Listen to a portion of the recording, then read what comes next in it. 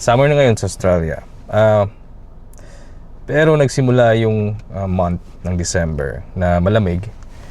Hindi siya ganun kainit. So, sa umaga, malamig pa rin. Doon kailangan ko linisin yung lawn sa harap at saka yung mga basura na dapat itapon doon sa junction. Tawag namin dito junction. Ito yung parang ito yung waste management center dito sa Regional Australia.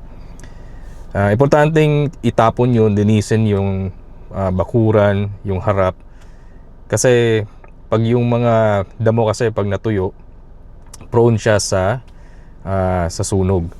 So it's better na yung mga litters, yung mga maliliit na basura, yung mga damo, yung mga leaves na natutuyo, importanteng matapon yun sa proper disposal para maiwasan natin yung parang bushfire, no, dito sa New South Wales, kasi napaka-prone ng bushfire dito sa either sa Queensland or sa New South Wales, lalong-lalo na kapag summer. And today, ang temperature ngayon is aabot ng 34 degrees. So para na ring feeling mo pag nasa labas ka parang may heat wave. And importante rin na mag-hydrate every now and then. Pupunta ako ngayon ng department store or ng hardware para bumili ng mga bagay-bagay o mga equipments na gagamitin ko ngayong summer para ma-maintain yung cleanliness ng surrounding natin dito. So, yeah. At the same time, pag-usapan na rin natin, no, kung worthy pa ba pumunta dito sa Australia o mag-migrate dito sa Australia this year or 2026 next year, kasi patapos na yung 2025 eh. So, share ko sa inyo ano ba yung ideas ko, yung insights ko about this topic, about this question. Kasi isa rin sa mga friends ko nagtanong kung maganda pa ba pumunta ng Australia sa panahon ngayon. Lalo na yung cost of living napakataas. Yung accommodation o yung mga bahay or mortgages, talagang yung interest mataas na rin. Yung mga bilihin tumaas din. Yung sweldo hindi nakaka-compete doon sa mga bayarin. So it's a good topic to discuss. Yung ma-share ko sa video na ito is based on my experience, based on my opinion, at sa mga insights na yun nga, na-experience ko while living in Australia for a while. So, hopefully, sa video na to, makaprovide ako ng value sa inyo to decide whether it's still a good idea to come to Australia probably next year. Plano ko sana pumunta ng sa department store or hardware store, kaya lang na-distract ako sa mga tunog o yung mga sound ng malalakas na tambutso doon sa dito sa racing circuit. Kaya pinuntahan ko, pinanood ko, parang may practice na mga racing drivers nangyayari dito ngayon.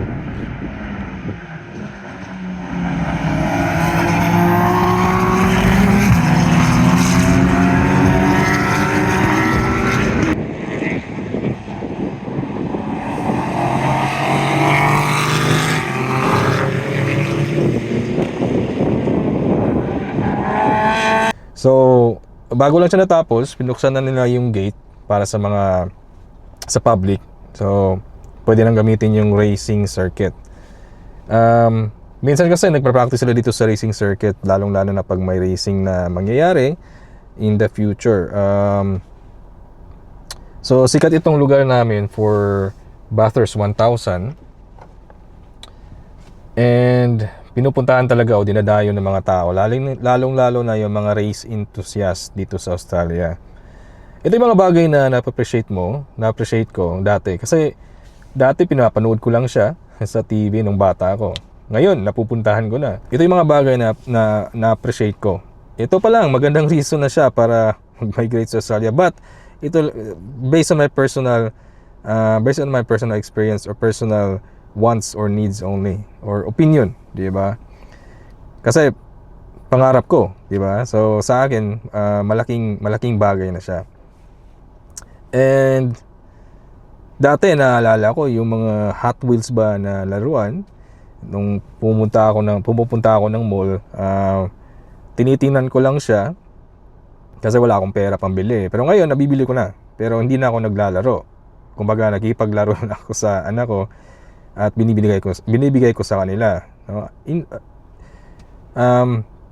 Para ma-experience nila yung mga ganitong laruan na hindi ko na-experience, di ba? Okay na rin yung reason na ganun.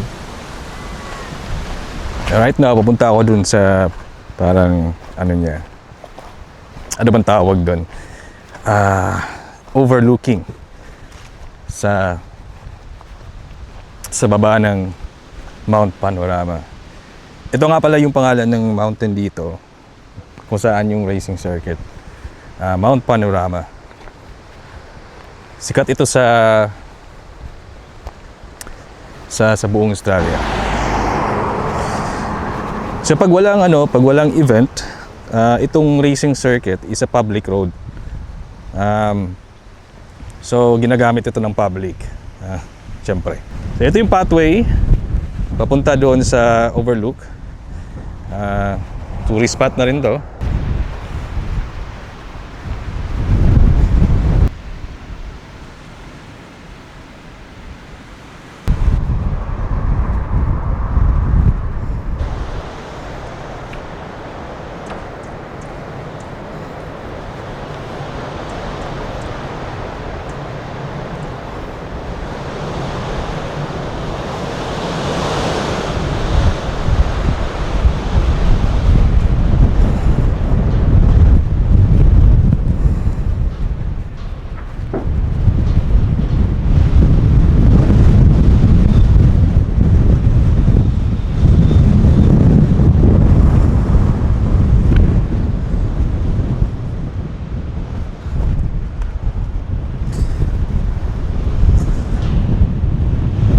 Di ko alam kung napapansin nyo, pero ang lakas ng hangin ngayon. Grabe. Woo! Anyway, balik tayo sa topic natin. Andito na tayo sa taas ng Mount Panorama. Yun. Ang taas. I'm not sure kasi napaka bright ngayon. Kung makikita nyo yung background ko, yun. Anyways, ang lakas ng hangin. Balik na tayo sa sasakyan. Okay, while walking, share ko sa inyo, balik tayo sa topic. Now, na-mention ko sa inyo sa mga previous video ko na I think one of my videos na sinabi ko doon that I'm a registered nurse doon sa Pilipinas and dito na rin sa Australia. Now, being a registered nurse sa Pilipinas is napaka-rewarding siya. Kasi I get to live there with my family. I get to visit and spend time with my relatives. At saka, I get to, serve my fellow Filipinos na mga pasyente ko dati. Pero frankly and honestly speaking, mahirap maging nurse sa Pilipinas. It's very difficult for some reasons. Unang-una doon is yung salary. Mababa ang sahod ng mga nurses kumpara sa other countries. Diba? Yun naman talaga yung number one reason kung bakit tayo nag-abroad. Yung salary natin, diba? Hindi siya sapat. Siguro pag single nurse ka sa Pilipinas, okay lang. Or kapag may partner ka naman o may asawa, dalawa kayong professional, ayos lang yon. Pero kapag nag-build ka ng family, may mga kiddos ka na, may mga children na, mahirap na siya. Lalong-lalo na pagdating sa financial aspects ng buhay. No, kasi as a parent, gusto mo ibigay lahat yung needs. At saka hindi lang needs ng mga bata. Pati na rin yung mga wants nila. Diba? So yun yung number one reason. Yung salary. Dito ko naranas dito kasi pag ang comparison kasi, no, ang comparison kasi ng salary sa Australia at sa Pilipinas, dito 8 to 10 times yung sahod in comparison sa Philippines. Ang laki ng difference. Yung ibang mga nurses sumusobra pa eh. Sometimes umaabot ng 12 to 15 times yung sahod. Kasi nag-overtime sila, nagdo-double shift. At meron tayong mga penalty rates dito pag ganun ang nangyayari. So maganda. And ito kasi yung parang criteria natin para masabi natin na worth it. Yung pag-migrate dito sa Australia is to compare your life or my life in the past and in the present. Kasi pag ganito, kapag yung buhay ko naman dati is better siya kumpara ngayon, so it's not worth it, di ba? Pero pag may difference, huge difference sa buhay ko dati at ngayon, which in fact there's a big difference, and I'm living the best life right now in comparison sa past na when I was in the Philippines.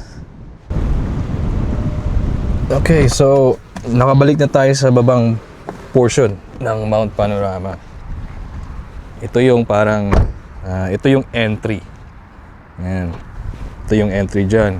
Ito yung starting point ng racetrack. Ayun yung logo ng Mount Panorama. Ito, bridge yan. Papunta doon. May cafe kasi doon. At saka yun yung mga parang headquarters ng each contestant or yung racer. May mga numbers yan doon. So, ilang lugar yung natin pwede ma-access dito, hindi yung kabuuang building. Alright, anyhow, balik tayo sa topic natin. So, one another reason kung bakit masasabi kong difficult maging nurse sa Pilipinas is yung scarcity ng equipments or supplies or stocks na meron ng mga ospital. Hindi naman lahat ng ospital na kulang-kulang yung gamit. May mga ospital naman na kompleto, di ba? Pero yung mga excuse me. Pero yung mga lugar na napuntahan ko, kung saan ako nakapag-duty, kasi mostly sa kanila nasa regional area, nasa rural areas, nasa district areas, talagang masasabi kong napakakulang ng mga gamit. And kung i-compare ko siya dito sa Australia, ang mga nurses dito, ang mga hospital dito, yung mga institution, mga health institution is kompleto yung mga gamit nila. At saka gaya na lang ng company na kung saan ako tatrabaho ngayon, pwede ako mag-request. Kung may kulang, pwede ako mag-request through our website. And syempre, i-assess nila kung kailangan ba talaga. And mostly naman binibigay. So, in my own words, siguro pwede kong sabihin na spoiled yung mga nurses dito. Pero ilan sa kanila hindi nila na-appreciate yun. Kasi hindi nga nila na-experience yung na-experience ko or na-experience nating mga Pinoy nurses sa Pilipinas. Saka nga pala, ito yung hotel yan. Medyo mahal yan pag may racing event dito. Pwede ka mag-book dyan para andun ka sa gitna ng racing circuit. Di ba? Para sa mga maraming pera. Yun. Okay, saan na ba tayo? Yes, based on my experience din, na-experience ko, based on my experience din doon sa Pinas, I still remember nung nagsisimula pa lang ako, isa sa mga patient ko kailangan ng dextrose. Naawa ko doon eh. So, ang ginawa ko is ginamit ko yung own money ko para bilhan siya ng needle para masimulan yung swero niya o yung dextrose niya.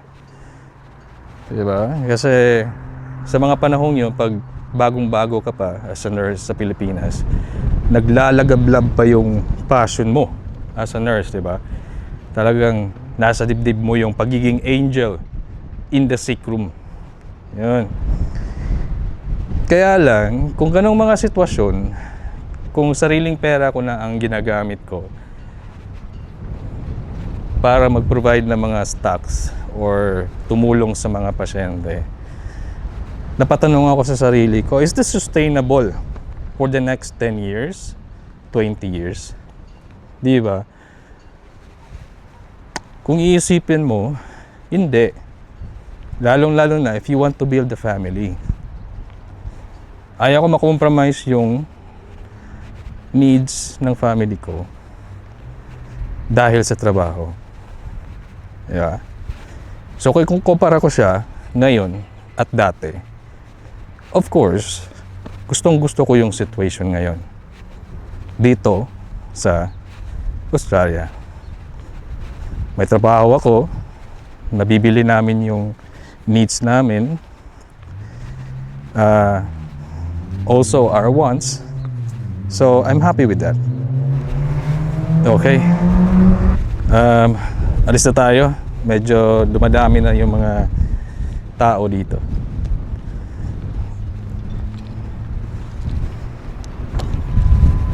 Pero obviously ako lang ngayon. Ibig ko sabihin marami nang nagdadrive sa circuit. Kasi sabi ko nga kanina, open for the public na siya. So pwede sila mag-drive. And at the same time, may speed limit din yung racing circuit pag open to public na. So mostly 60 lang. Pero yung iba talaga, dahil racing circuit, talagang mabilis magpatakbo. Minsan din may nagpapatol dito kasi may mga kabataan din. Lalong-lalo na napapansin ko yung mga Red P license, no? Nababangga sa mga gilid ng racetrack. 60 lang yung limit pero umabot sila ng 100 pataas. Ay nako. Okay, yung pangatlong reason bakit difficult maging nurse sa Pilipinas is because yung nursing profession sa Pilipinas is undervalued. And I'm not the only one thinking of this. I think lahat ng nurses, Filipino nurses, sa sulok man ng mundo, are thinking of this as well, are saying as this as well, na our profession is undervalued. And no, it's been a long time na ganun yung sitwasyon sa Pilipinas ng mga nurses sa Pilipinas. Mababa yung sahod natin, overwork tayo, loaded yung shift natin, yung ratio from nurse to patient is ridiculous, no? Napakataas ng risk. And this is not only an opinion, pero these are facts. Kahit sa past, no, ganito nang nangyayari. And even sa present time, ganun yung sitwasyon. And talagang nakukumpara ko siya, no, dito sa Australia at sa Pilipinas, yung laki ng difference. Dito may mga ilang nurses naman na hindi nila na-appreciate yung profession nila, pero mostly naman mga nakilala ko, na meet ko na mga nurses is they are appreciating what we have right here. Yung opportunities na meron kami dito. So yeah, dun pa lang sa mga reasons na yon na na-mention ko sa video na to, masasabi ko yung pag-migrate namin sa Australia is one of the best decisions we've made in our life. And sa totoo lang, I'll be honest, migration is very hard as well.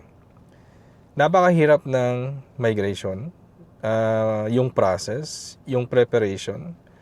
Sa financial aspect, ang laki ng dapat mong i-prepare. Ang daming challenges, lalong-lalo na pagbago ka dito. But I will tell you, it's all worth it ang pag-migrate sa Australia. I think that's it, guys. Thank you for watching. Hopefully may value akong nabigay sa inyo. And I will see you in the next video.